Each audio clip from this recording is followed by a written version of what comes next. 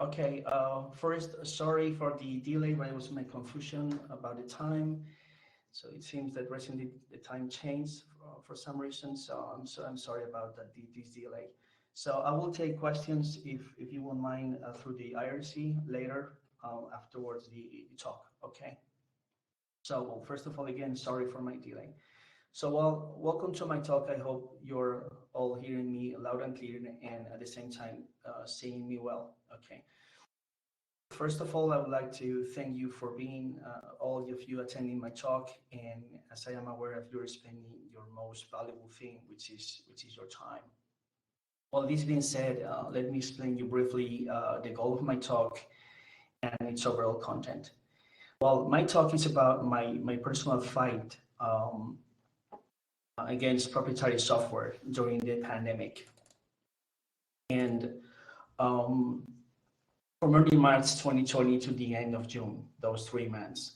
So those 3 months were the most difficult ones for me as I was trying to steer my children's teacher's mind towards free software. So I have to say that after the summer, after those 3 months of fighting, my fight became really different. And instead of trying to convince certain teachers to use free software instead, I focused on write and spread the benefits of this fantastic video conference program that we are using right now, such as Big Blue Button or Jitsi. And this so far has been successful thing to do. As fortunately, some people uh, nowadays is interested in having control of their servers and avoid to rely their communications on other service companies, which they don't have control of. So in brief, the aim of my talk is to encourage you to do the same thing I did for the last year, those 3 months, and after the summer as well. Sometimes it's not really hard, I mean, if at least you try. So to put you in context a little bit about me and what my background is, so you can take into account myself and my background and know a little bit how I ended up being a free software advocate and why I'm trying to preach about the good habits of you when using free software. So, oh, hold on. I think I have opened, hold on just for a second. I think I opened the wrong. I have it right here. Hold on. Right here. So yeah, I'm sorry. So I was in the wrong slide, that one. So the major reason of being a free software advocate and my willingness to help the GNU project is kind of to pay back the community for all their work. So for the last 25 years of all my education stage and work, I've been surrounded by computers and software. So during this long journey, I have seen the injustices of proprietary software. So nowadays, after all these years of teaching and working with only free software, I have realized that it is my time to start supporting the free software movement and to repay back the community. And instead of being most of the time on the technical side, as I work as a system administrator. So thing is that I make my living thanks to free software, and the only way for me that I can think of to help the free software is to get involved and to join the free software movement. You can see here I've been quite I have had a big relationship with the foreign countries, so that's probably as well my relationship with computers.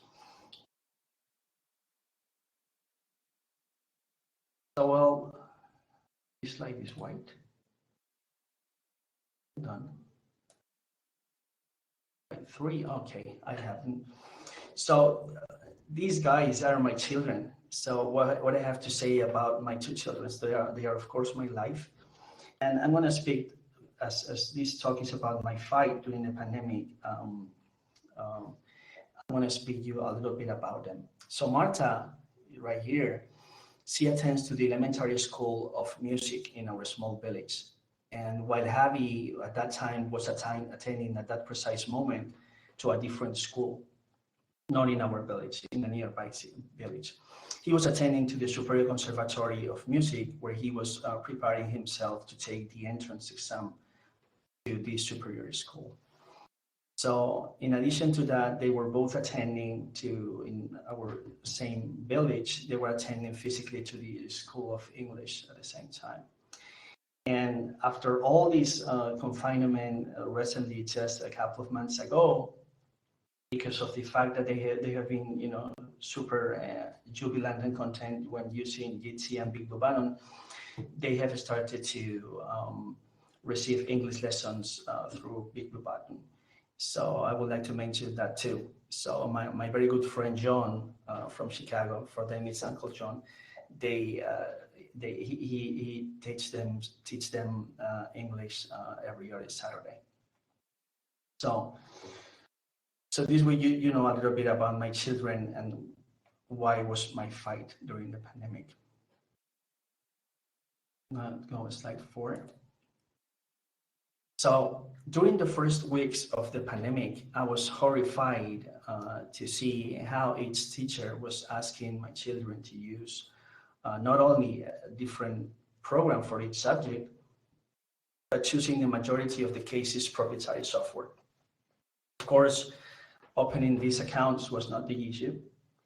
My major concern was that I knew all these tools were from proprietary software companies. And I had to read first all these EULA agreements, for the better or for the worst.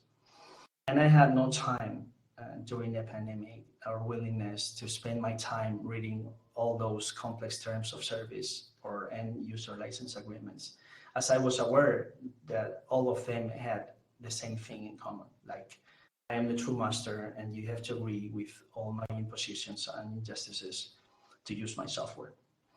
So I knew that free software was the unique software my children had to use at that time. But I had, under all this pressure and moral dilemma, I had to decide. I didn't want my children to feel apart from their classmates. So because we were suffering a horrible situation worldwide and my children were failing to attend to school on a daily basis. And overall, I didn't want my children to have an interruption on their education either. So therefore, I decided I was only going to fight against their extracurricular activities, leaving the school matter aside for a moment, which I knew that sooner or later it was going to. Yes, hello? Okay, which I knew sooner or later was going to be fixed for our public education system. So luckily in my province, the public government is committed 100% with free software. So I knew that was going to be fixed sooner or later. So I focused all my efforts in fighting against their extracurricular activities. So even though Javi and Marta at that time had computers on their rooms for homework purposes since 1 year ago or something like that, they hadn't used them on a regular basis. So probably just for doing sporadic homework once in a while. And up to a time they were using those computers only on weekends to undertake certain classroom assignments. But what happened was that during the first week of the confinement, I knew I had to be alert because I saw Javi and Marta were sitting in front of the computers almost the whole day, waiting for their homework to come. So at that time, their homework was being published on Google Classroom, and I was not happy about it, but there was nothing I could do about it because it was a public education system. But probably I could have asked their teachers to send them their homework through email instead, but by doing so would have meant to leave aside them from their classmates. So I didn't want them to feel apart. So So because they were kind of interacting with the rest of the classmates through this Google proprietary LMS, this Google Classroom thing. But despite of using Google services or WebEx, I can recall I was happy overall because they were not using other more harmful tools such as Skype or Zoom. So I knew that the next year this Google workaround will be resolved as our education system supports 100% free software uh, um, for mandatory education. Indeed, what happened is that after the summer, they just started to use this modified version of Moodle at school instead of Google Classroom. So I was happy for that. And so I did the right thing, just waiting. So I'm going to explain you a little bit about their music school now. So you know about this school of music, this super small school of music, just 100 students or so. So in our small village, we have this public elementary school, which is a very good thing to have, and where almost 100 students attend. And they learn solfege and they learn how to play instruments. There are no computers at all in this school. The way they receive education is physically in contact with their teachers. So what happened, back in mid-March? Well, probably the faculty had a meeting and they thought that the only feasible way was to continue the music lesson was using a video conference program. This was definitely a good idea and the unique solution to avoid stopping all their educational activity and therefore the progress of all the students. But the unique shortcoming for us was that this plan was the software they chose for that. So they called me up asking me to open a Skype account. And at the same time, I realized over the phone, this teacher was very willing to listen. So at the same time he was asking me to open a Skype account, he was kind of willing to listen to me. As he knew as I was their email and hosting provider at that time, so my advice could be useful.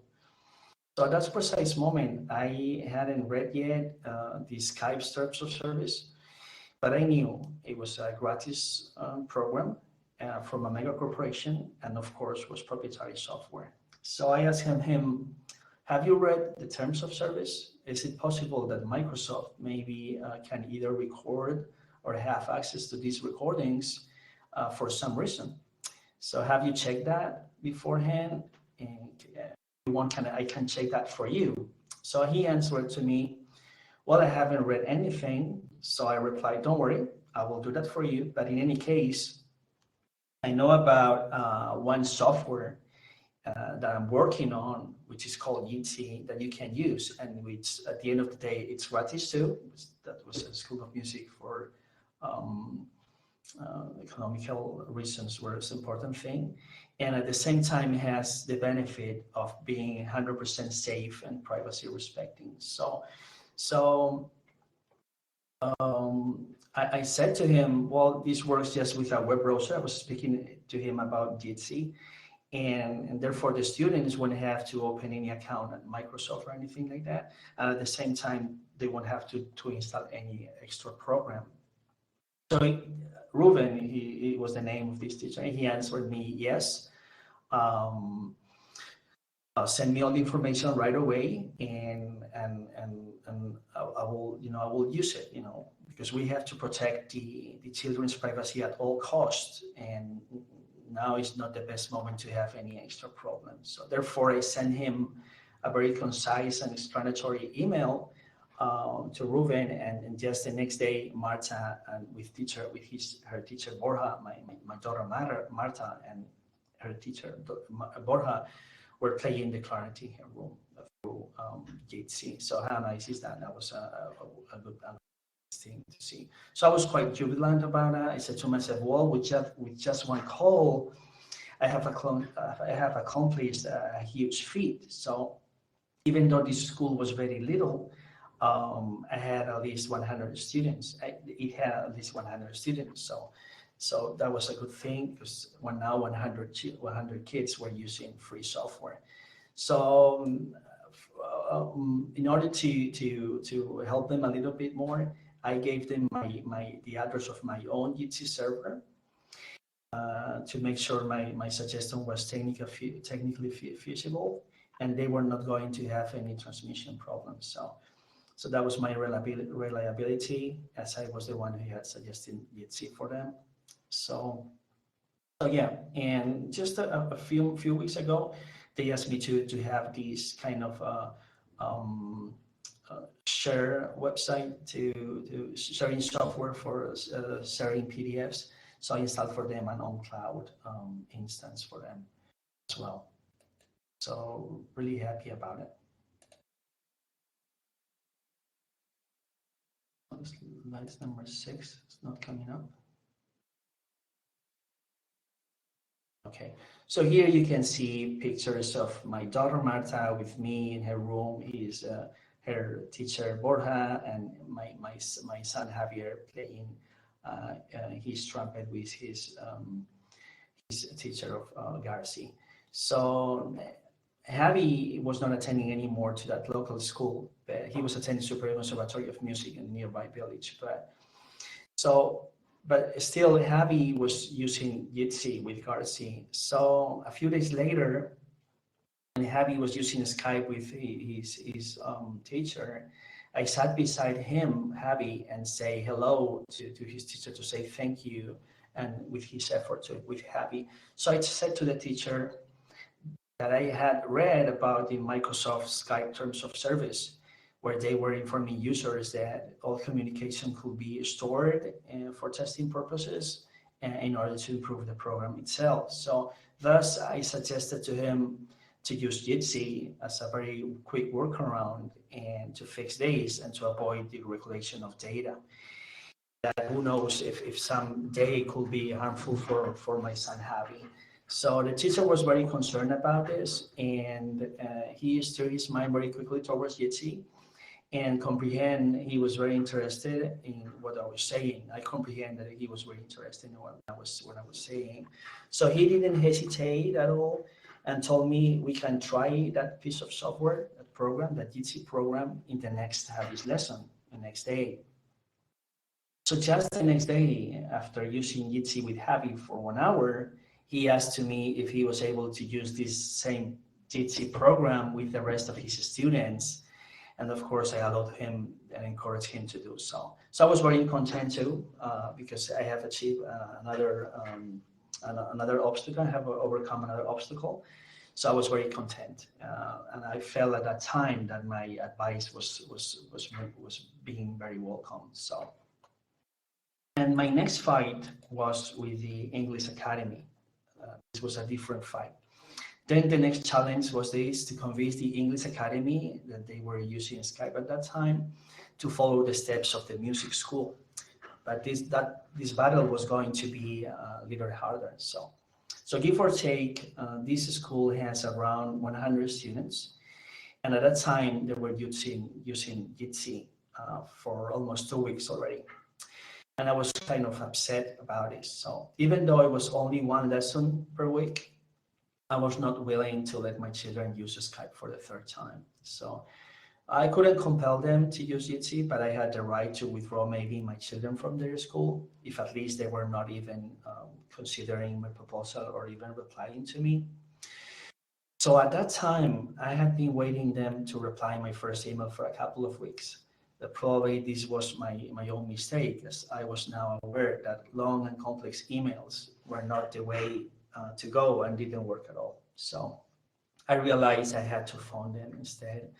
But you might think, like writing, in the first moment, you might think that writing long and detailed emails can be seen as helpful thing to do and caring thing by the recipient. But sometimes this is not true.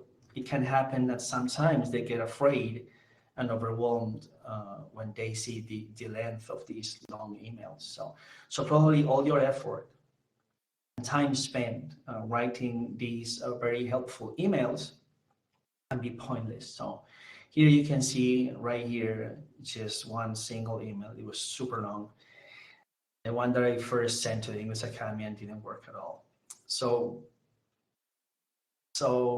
at that time, so then I thought, well, they are not answering me. But at that time, I was preparing my own English exam for getting to be able to apply for an English translator license here in my country, in Spain. This exam is a super difficult exam. It's called C2, and it's focused mostly on writing. So I asked my English teachers, I said to her, well, if she was willing to try this freedom and privacy preserver software with me. And it seems she was aware of my prior request to the school principals, as she was on carbon copy of that first email that I sent, this email that I sent to the school principals. And I knew for sure she had read it. So I connect with her through Jitsi, and after trying with Jitsi with her, with my teacher, it seems she realized that the effort to change was not going to be that hard. At the same time, the program was more convenient to use. I explained it as well to her, the reasons of using this software over proprietary software, and she understood perfectly my approach. I can imagine she probably explained to the school principals and the rest of the faculty about Jitsi and its overall content benefits, and so why they had to stay away from Skype. So surprisingly for me, the next week they sent an email to all the students asking them to use these Jitsi URLs, one for each group, for the continuation of the next week lessons. So this was finally a huge success at this school, as this school was again 100 students still. And I was happy for this final outcome, as my children were finally totally free, safe and sound, and at the same time, the rest of their classmates were using a further privacy respecting program. So I have learned that sometimes if you want to receive a straight answer, you have to make a straight question. So Javier, here's yes, Stefan, the roommate. One notice. The next talk is starting in 9 minutes. So can you please use the next 9 minutes to wrap up your talk? okay. I take into account. Okay, so I only have 10 minutes because I was delayed. So well, I'm going maybe to skip few slides. No worries. Maybe there are a few slides I want to talk about more important. So yeah, I will do 8 and 9, and then I will go to the last one. Don't worry. So here you can see more or less the stages of the confinement.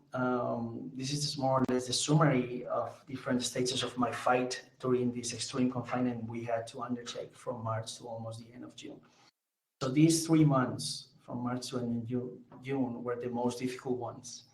And as I was trying to steer my children's teachers' mind towards free software, as the pace of taking decisions at schools was from one day to the other, and without asking children's parents first. So as you can see here, these stages are quite different among them, and probably the hardest one of these stages for me was doing these complex setups of Big Blue Button and Jitsi servers. So I mean, to be honest, Big Blue Button has a tremendous and easy to understand documentation, while Jitsi was a kind of nightmare for me. So after being able to set up these Jitsi and Big Blue Button servers, I just started to spread their use among my contacts and friends, and I had quite success with the Jitsi at first, but not with Big Blue Button, which was left aside until the end of the summer. So after the summer, then the interest came about Big Blue Button instead of Jitsi. So it seems that after the summer, we arrived to this plateau in the coronavirus. The curve of the COVID-19 was definitely flattened. And besides of having to wear this mask and not being able to travel overseas, we had a normal summer here in Spain. The pandemic was getting better in most of the country, and everything seemed to get back to normal. So Well, this was at least my reality, but probably not the true reality for so many thousands of people in hospitals fighting against this horrible illness. So after the summer, after the summer, after these two months of Delcom, then I had this avalanche of requests of Big Blue Button server requests. I just couldn't believe it. As schools had these 2 complete months to foresee that it was plausible they had to continue to teach remotely, but nobody had thought that having some sort of server ready in advance would have been a logical thing to foresee. So I even, instead of setting up Big Blue Button servers, I sometimes, when a client was not able to afford or to have their own server, they were not going to use that often, I managed to give them an account on my own Big Blue Button server as a gratis server, as a gift for being my client, as an extra service, or sometimes in exchange of hiring another service. So as I don't have so many minutes left, I will to maybe I'm gonna jump to maybe number 12.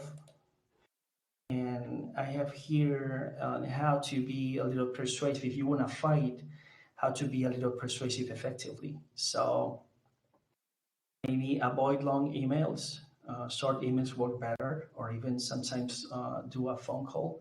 So be concise and go straight to the point. The short questions are the most effective thing to do.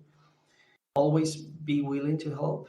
And if you can offer them to try the software first, that's a good thing to do. Maybe a demo account or something like that. And also maybe explain them the major advantages of using free software as freedom, privacy, to have control over the computing. That's or maybe they are going to save money. That's a wise thing to do as well. And I'm going to skip a few slides as I have had this horrible mistake about the hour. And maybe I will go directly to the acknowledgements, because otherwise I won't have. Well, maybe if the technician let me just maybe I can have this community slide, which is 19. Yeah, so maybe this is a good slide to say, as here I have written a few advice, a few hints about like staying in touch with people is very helpful. So never stay isolated. You can maybe do sometimes things alone, amazing things alone, but sharing and learning from others is very beneficial. You can make and maintain new contacts. That's a good thing to do as well. Maybe you can as well share your achievements and experiences. If you have a working website or somewhere, you can publish.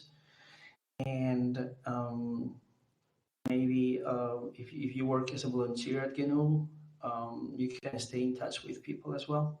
So as I don't have just a couple of more minutes, I will just maybe to say thank you, and maybe I can finish the talk. I'm sorry, because I had this super nice talk prepared, but it seems that I confused the hour.